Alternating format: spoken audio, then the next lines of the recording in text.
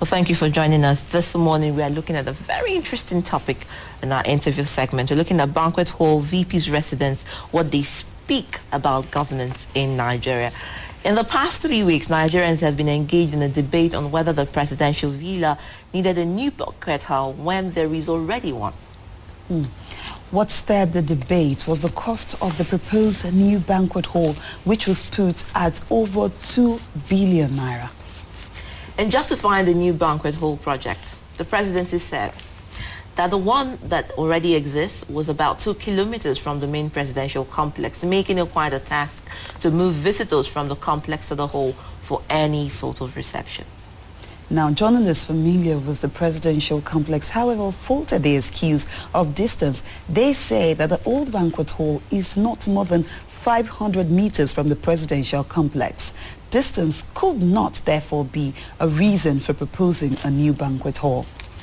The Federal Capital Territory Administration entered the fray early last week when it explained that the so-called banquet hall was indeed a multi-purpose complex which could be put to other national uses. Now, as a debate on the banquet hall raged another project, this time the residence of the vice president was added to the contention. The cost of these residence of the vice president was put at between 16 and 18 billion naira. Whooping some of them out. Whooping or scary? Well, these projects have raised a serious concern about Nigeria's concept of government and governance. For a country whose development status remains in the realm of potentials, for a country whose people are dehumanized by poverty, whose people have been driven to carry arms against the state because they think that their future is uncertain, what should the shape and tone of government be? Big, show-offish, driven by consumption or shaped in frugality and guided by prudence? Is that what we want? For a country whose values are being polluted by corruption, which has created an indisciplined economic and political class, what should governance seek to achieve? Encourage the emergence of an opulent political class, or a strong effort to direct resources towards priorities that show governance as spreading opportunities to improve the lot of the have-nots and those outside the realms of power and politics? Questions. Can the function of Nigeria's president be in any way affected by the absence of a new and grandiose banquet hall? Can the status and effectiveness of the vice president be diminished by a modest, very modest and functional residence? These issues of national governance value are what we are going to focus this Tuesday morning, and I hope that you will join us this morning. We have joined, of course, joining us in the studio, Dr. Emeka Okengwu, Management Development Consultant. Thank you for joining us again and again on Kakaki. We're also looking forward to having the presidential spokesperson in the form of Ruben Abati joining us later on in the studio. But we will begin with Dr. Emeka. Good morning. Morning. Dr. Emeka, it's nice to have you join us again. It's a pleasure to be here. Now, Dr. Emeka, I'm sure you're probably as amazed as most Nigerians are with this proposed new banquet hall, which the presidency has said that the old banquet hall is too far away from the presidential villa. My own worry is what we need a new banquet hall for, and why spend 2.2 billion naira to build a new banquet hall in this time in Nigeria? I think I'd like to begin. Let's put a definition to banquets and what happens in banquets. Probably you'll be able to justify the 2 billion or otherwise. And let's be able to now juxtapose what happens in banquets to the socio-economic realities we have in our country today, so that all of us can begin to get these things, in the proper context. My understanding of banquet, to put it in a layman's language, is celebration, party, dining and whining. Long gowns, beaded dresses, tuxedo suits, sumptuous meals. That's what a banquet is. So if we want to appreciate and understand that we are saying we need to build a bigger hall where we can dance and party and wear long dresses and wear beaded gowns, then it begins to, sink in deeper. What you're now talking about now, looking at what's happening on ground, does this now reflect the true intent of the transformation agenda of the president? That's what should worry us. Now, Doctor, let's look at the concept and the idea outside the shores of Nigeria. Even the United States have said that Nigerian government runs the most expensive government because we have all sorts of SSAs and people's appendages attached to the government. Now, when you look at that and you look at the cost of also funding this government and then the cost of giving them the largesse to establish themselves in that elitist group, who suffers the most? And does it not go against the irony or against the word that Nigerian people are first in the mind of the presidency? Yes, you see, I think we must be able to, like I said, capture what the real issues of this country are. Because when we're talking about governance, you're supposed to be talking about a program, probably what we call a plan program of action. You know, this is where, you know, the almighty midterm expenditure framework should have, you know, come into place, where everybody is part of this governance structure. And like I said to you, if you're saying you want to build a new residence for the amount of money they're calling 16 billion, 18 billion, let us now think about, you know, a normal 5-bedroom flat costing about 35 million. We're talking about building a palace here for 18 billion. In a country where from government sources, the unemployment rate is astronomical. You know, from other sources, we are having, you know, civil unrest driven, you know, by poverty. Clear poverties that are, you know, being occasioned by lack of jobs. Let's be able to look at these things in their proper context. And probably, you know, like most people on the side of government will see that when you're not on the side of government, you don't understand how this government structure works. I think we should be able to look at this government structure and how it works. And if you're saying it's a government of the people, by the people, for the people, are we not supposed to be part of understanding why our government wakes up in the morning and says we need a new party hall? I mean, let's be able to remove the word banquet so that Nigerians can be part of what we are talking about here. You know, that we need a new dance hall. And this dance hall is going to be taking us 2 billion. And we are not talking about variations. I am certain that by the time that project is ready, you know, to kick halfway, we're talking about 10 billion. That won't be impossible. So I think it's important we look at, let's not look at why government wants to do this. Let's look at, you know, why is government doing this? Where is this impunity that everybody is talking about coming from? Was this captured in any plan? Is it part of the 3-year government program that after 18 years of building a banquet hall, we are supposed to be building a new? Was there an attack? You know, has there been any structural defects? The vice president's house, is it that his family has expanded and he needs to get in more people? Is it that he's living in a rented apartment or something? You know, because probably we're not part of government. These are questions that we might need to be giving answers to. So that we can be all part of this process. Because, I mean, apart from it, it calls for, trust me, you get lost. You get lost. Okay, Dr. Emmanuel, fortunately, we have Dr. Ruben Abati join us in the studio. Dr. Ruben, you've heard some of the questions that Emmanuel has raised. We also have on facts that this banquet hall, one of the major reasons why a new banquet hall is being proposed is because of the distance between the old one and the presidential villa. And except, of course, there's a damage to the old banquet hall, there's been an outrage. Most people are asking, what do we need a banquet hall for? And like Dr. Emmanuel puts it, the way he believes Nigerians will understand it, a party hall in the face of all of the things that Nigeria is bedeviled by. Well, let me take a phrase from what he said. He said, let's put the matter in proper context. And I think that that is what is required. Because if you look at this whole matter, the context of it is that there's been a lot of disinformation. There's been a lot of misrepresentation. And that has, you know, led to a lot of misunderstanding. Now, I think there is a wrong use of word here. Okay. What is being built is not a banquet hall. I think in the message going out, the wrong phrase was used. What is being done is to make the residence of the president more functional. And I think that, you know, maybe it would be a good idea. I could invite you guys, you know, make the proper arrangements so that you come and see for yourself. Because all of this is about transparency. The issue is not even about distance. Okay. This is why I say there's been some misrepresentation. No. The issue is simply, as I said earlier, making the residence of the president more functional. When that building, when that villa was constructed, there were quite a number of omissions in terms of the functionality of the environment. But since we're discussing the residence of the president, let's focus on that. Now, if you were to visit the residence of the president, you would discover that there is no meeting room. What is really being constructed is a meeting room, basically. If the president, for example, has up to 20 guests coming to see him in the residence, there will be no enough space for them to sit. Yes, there's a big open space, which is a sitting room, but if you have up to 20 people, you will have people sitting on top of each other, literally.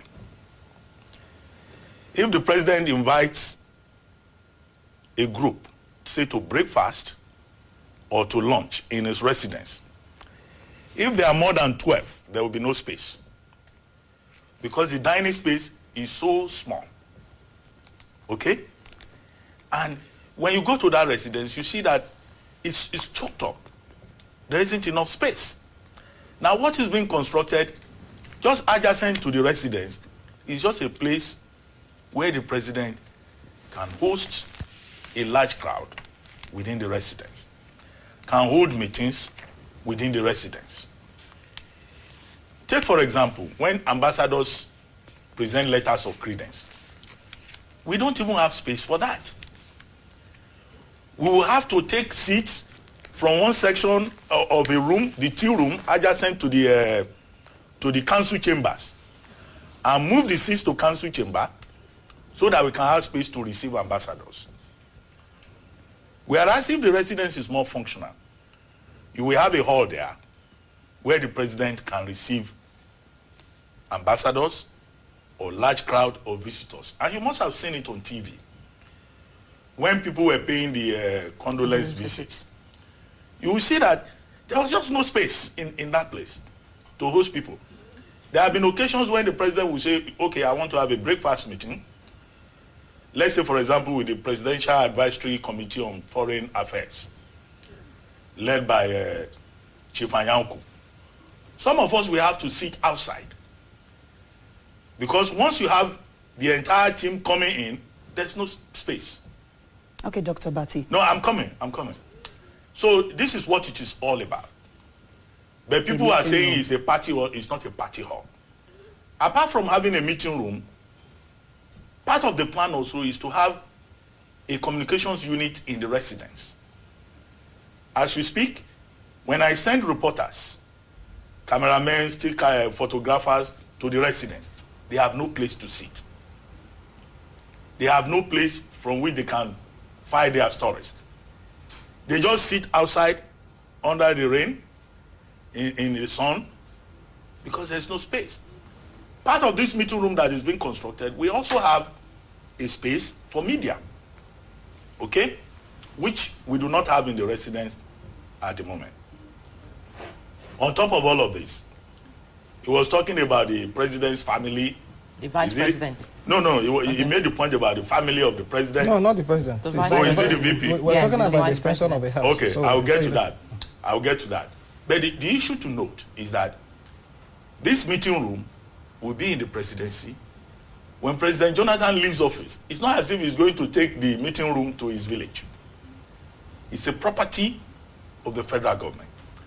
It is to make that residence more functional, and it will be used by all presidents after this president.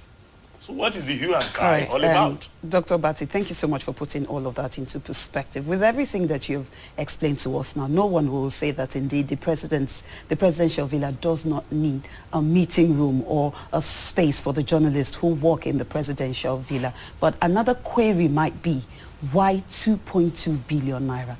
Well, what exactly is going to be built in that place that needs up to that amount of money? Okay, when people hear, 2.2 billion, I mean, I'm not a quantity surveyor. But the thing to note is that when you submit a contract and you make a calculation and all that, what will be presented is not just the shell for the construction, right? It will include the equipment that will be in the building. It will include furniture. And many of those equipment will probably be imported. Okay, maybe the furniture will come from Nigeria, but many of the gadgets that will be there. Because if it's a meeting room, it has to be a functional meeting room. Just take a tour of that villa. You will see that there are many defects in terms of functionality. All that this president is trying to do is just make it functional. And it's not for himself, I keep saying it. It's just that when you have a presidential villa, there are certain facilities that you expect should be in place. All right, now I give you one example. Take the council chamber. Okay. Now, if you go to other countries, although people don't like to hear this, our own council chamber is not as functional as what you find in other places. Okay, just to hold you there, because we're running out of time, I really need to put this question across. Okay. Now, you've spoken about functionality, you've spoken about space, and all the reasons that you have given a clarification for the reason for the existence of that new banquet hall.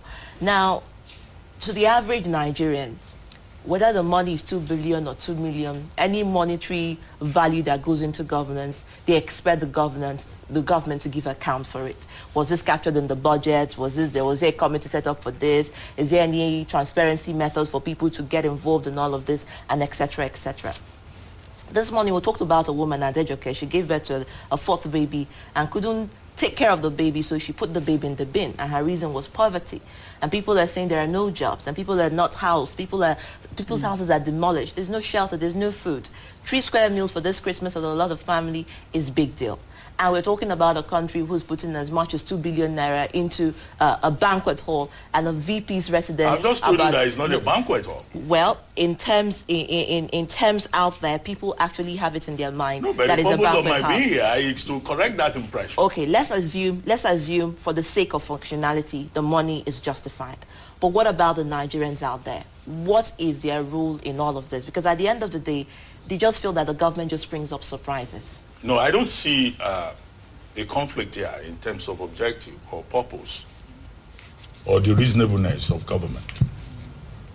The thing to note is that government building a meeting room does not stop government from doing 1,001 other things that it is doing. And that is why there are departments, okay, there are ministries, there are agencies. And those ministries, departments, and agencies, they've not stopped functioning because a meeting room is to be built. Do you get my point? Roads are being constructed. The power challenge is being addressed. The security challenge is being addressed. Government is working on a daily basis. Well, we had the essay to the president on job creation here, and we asked her how many jobs have been created, and she said none. None have been created so far. So forgive me when I say, no, a lot of people... No, that would be wrong. How can anybody say no jobs have been created? It was live. Look, okay. Live here. When people say job creation, I mean, this thing is a matter of common sense. Dr. Abati, I want to bring it back. No, just back wait. to Let me respond to that. Briefly, we don't have a lot of time, unfortunately. No, let me clarify. Yes, go ahead. Look, you know, when, for example, let me just give you one example. Take You Win, the program You Win. Yes. You've seen it on television. Quite a number of people have benefited from that. If you have a small scale entrepreneur, you empower that small scale entrepreneur to expand their business.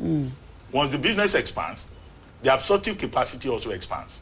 More people are employed. Okay? If you empower anybody in the private sector, you expand the absorptive capacity. Look at the things being done in agriculture. The value chain in cassava, in sorghum, in cocoa, the whole of that trend. And farmers being empowered. That is what job creation is all about. No, all right. Look at power, the improvement in power. Okay. You empower entrepreneurs, artisans.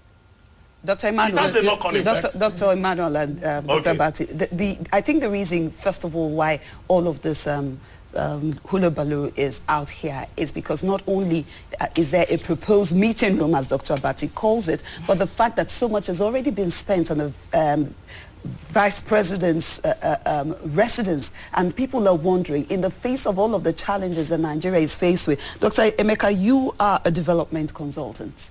Now, pari passu, all of this, will you say that this amount of money is justified in the face of Nigeria's First of all, let's take it from the mantra of the president.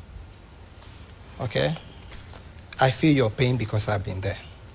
So what it is we should be talking about right now, the president has run for 6 years, committed from vice president, acting president, up to now. Has government stopped functioning because we didn't have meeting rooms? And can 2.2 billion or 1 billion translate or change the life of that poor woman in Ogun State? If we were to do one very simple thing, try to put some seedling production plants across the country to support the lower end of what Dr. Abati has said with the agriculture value chain. Because right now with this value chain we're talking about, I do not see where the president or the Minister of Agriculture has gone to commission any seedling facility that can be able to now help farmers at that lower level. We are still importing seeds. I do not see how the agriculture value chain has been able to now bring down the amount of food we are importing into this country. I haven't seen the statistics. I don't see how he has been able to now bring down the cost of gari or beans in the market. These are what the common people want to see. And we're saying, yes, it's good for our president to function well. It's a beautiful thing, and his clarification is well taken. But I think the next question will be, right now, should that be topmost of our priorities? This should be what the issue is. Is it necessary? Yes, it is necessary for us to have a president that can be able to function well.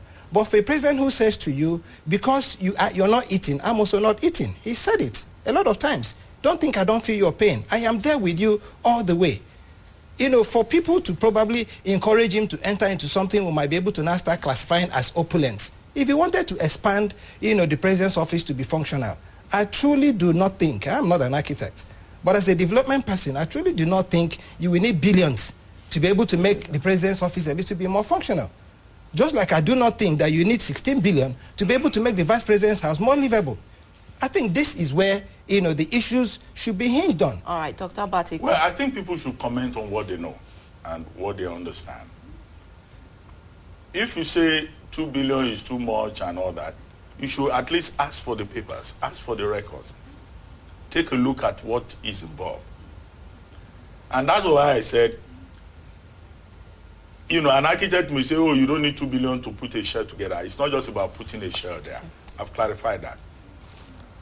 Now, the residence of the VP that is being talked about is not 16 billion. I think what is in the public domain is about 9 billion. Yes, another 9 billion to be appropriated. But if you check, you will find out that that is probably not even the real figure. And I will advise people to check maybe with BPP. Now, it wasn't President Jonathan that even started that structure, that VP's residence. It was started before he got into office. And that residence is in keeping with the master plan of the Federal Capital Territory. There is a master plan. Yes. The design of that VP's residence has been there since the master plan was drawn. And it's an ongoing project. Julius Berger is there trying to complete the project. Okay? If we say the residence will not be built and it is left there, it will be another abandoned project. Okay?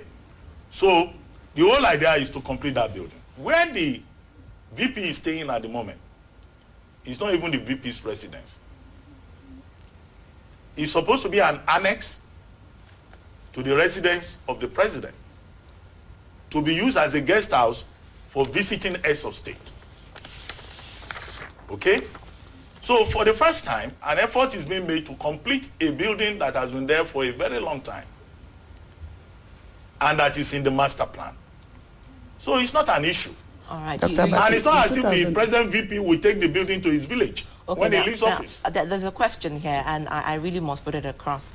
Now, let's look at the style of governance in Nigeria and look at what pertains outside the shores of Nigeria.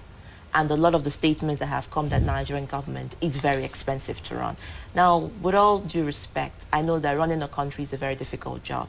And sometimes we, the citizens, might not understand what goes in and out of it. But the average Nigerian wants to know how, what, where, and when.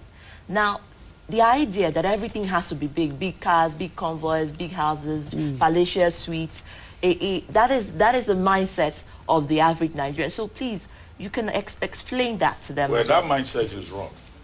Because you see, if you look at President Jonathan himself, in terms of his comportment, in terms of his style, in terms of his background, you will see that this is a man who is simple, this is a man who is humble, this is a man who is not given to extravagance, this is a man who is driven by a developmental will and whose sole objective is to serve the Nigerian people. Now it is, you know, people are talking about this banquet hall, they call it. And I've said it's not a banquet hall or party hall. It's a meeting room, or party hall, as Dr. here says. Is that not what you do in banquet? No, it's a meeting room. It's a meeting room. Now, the issue is that this government is concentrating more on issues that affect Nigerians. How to create jobs, how to create wealth, how to give opportunities to the Nigerian people, how to empower women. This government probably has the largest representation of women in Nigerian history, which has been an issue. How to develop the health sector, how to transform agriculture from being farming, ordinary farming, into business. Dr. Aya says he has not seen the result, but this whole thing, as a development expert yourself, you will admit that it's a process. And there are gains well advertised by the Ministry of Agriculture. If you have not been reading the stories, that would be unfortunate. Okay? And there is achievement in various other sectors of the economy. That is what we are focusing on. Well, okay, maybe the average Nigerian is, in the face of all of this developmental strides, according to you, that the present administration is putting in process and steering this wheel. They are yet to see it, and yet they are being told that 9 more billion naira is needed for the vice president's residence and 2.2 billion naira to be spent on a new meeting room for the president, and this is probably why most people are outraged. They're yet to see, and it's yet to be brought into power, you know, some of these developmental programs that the present administration is struggling for. So, but we've got to go. So we've got to go to Lagos. So just you keep briefly, persisting my point. I think it's important. He raised some issues which we must be able to put into context. You see, the moment somebody begins to say to you, speak of what you know, it simply means that there's a lack in information. You're not telling us what we should also know. Okay. I do not see why it should take, you know, Ruben Abati to come to AIT to be able to make a clarification in what, you know, is out there in the domain of the press. I think that also shows you that somehow, you know, the government information mechanism probably has issues. Is not out okay? there. Now, if he's talking about me being a development person, yes, he's talked about a process. And I would have wanted him to say the process is ongoing. Dr. Emeka. Okay, I think he wants to fight. No, it's not because I mean I needed to take him on that. If I let you go on with that, it's important that government showcases process. Okay. You don't talk about process. You must be able to showcase process. When you're talking about value chain, it's a very intricate and interesting thing. It's something you can come and gloss over. No, but you must be able to showcase. The Minister of Agriculture has been quite good at that. I think very well said. But follow what he's been doing in the public domain. No, I think Ruben, what doctors, you I will have to break it there because if we're going to do another thesis this morning, so let me just cut it short there. I think you've spoken about process and, you know, communication and interpretation of information, and Dr. here has also said that we should try and find out what the right information is, and that's what we'll leave it this morning. But please, as Dr. Ruben Abati says, it is not a banquet hall or a dancing hall, it is a meeting hall. And we'll be looking at the banquet hall / meeting hall, VP's residence, what they speak about governance in Nigeria. We have Dr. Emeka Okengwu, Management Development Consultant, join us. Thank you for coming again to Kakaki. And we were joined, of course, by Dr. Ruben Abati finally this morning on Kakaki to give us highlights and insights to those matters arising. Thank you for joining us this morning.